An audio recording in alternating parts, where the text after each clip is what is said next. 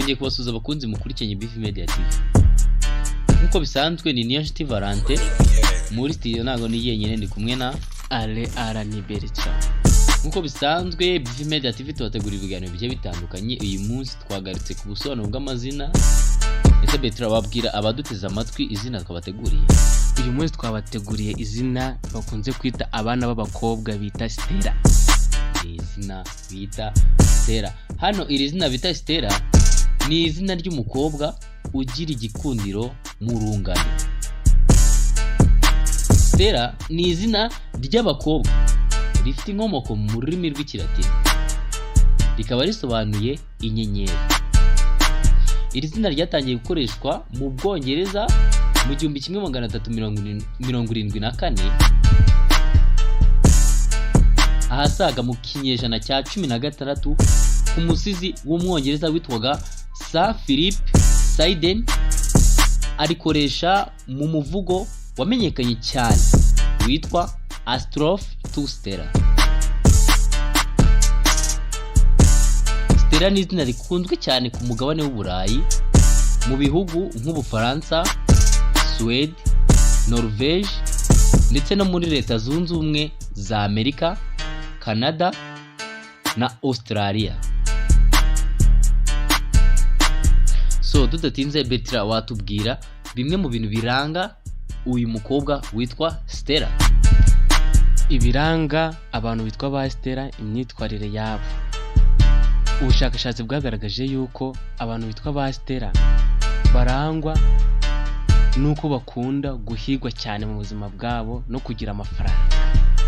Bakunda guhirwa cyane, nukuvuga ngo n'abantu bafite ubwabo ubushobozi bwo kuba bahiga amafaranga bakayabona, cyangwa bagira ubushobozi bwo kuba babona imikorere kugira babone amafaranga. Bertrand, ikindi ngo bakunze kubona ibintu bihenze hafi yabo. Kumva izina rikomeye cyane. Niba abantu bakunze kubona ibintu by'agaciro cyane imbere yabo, uvuga ngo si ukuvuga ngo ni hafi yabo gutya birabegereye, ahubwo bitewe n'ukuntu bakunze guhiga amafaranga, bakunze kugira amahirwe yo guhirwa cyane. Bakunze kubona ibintu by'agaciro hafi yabo cyane. Ikindi ngo bakunze kugira imibanire myiza n'abandi bantu, baza kwisonga mu mibanire myiza n'abandi bantu. Ubwo niba abantu bakunze kuba muri society banakunzwe cyane, birumvikana kuba wagira imibanire myiza, ubwo bafite n'imyitwarire myiza cyane muri society. Ikindi ubushakashatsi bwagaragaje ko abantu bitwa ba Stella bakunda ubutabera n'ukuri. Ubwo niba abantu badakunda abantu barenganya abandi, ntabwo bakunda ko warenganya undi muntu. Iyo hari umuntu witwa Stella afitemo ubushobozi bwo kuba yarenganura abantu. Ikindi ngo bakunze kugira ibitekerezo byiza cyane. Niba abantu usanga muri society barangwa no kuba batanga ibitekerezo bizima bifatika, Bertrand, ibitekerezo ubona ko bitabangamiye abantu benshi. Ngo bagira ngo n'imiterere ngo ituma abantu benshi babakunda cyane, kwa kundi bamwattractingaho cyane. Ubwo bigaragara yuko ba Stella ni abantu bakurura abantu kugira ngo babakunde. Bafite nyine muri make igikundiro muri society. Usanga ngo kandi bakunze gukora ibintu bituma bumva babuhotse cyane. Ubwo nta kintu cyo kimutangira kijyanye n'uvuga ngo ntiyakora cyane cyane byandi by'imizizo by'imico, ntago byamutangira kuba yakora ikintu kimunezeza muri we. Ikindi ngo bakunze gukurikiza amategeko n'amabwiriza, ngo kuko ari byo bibazanira cyangwa se bibaha amahoro.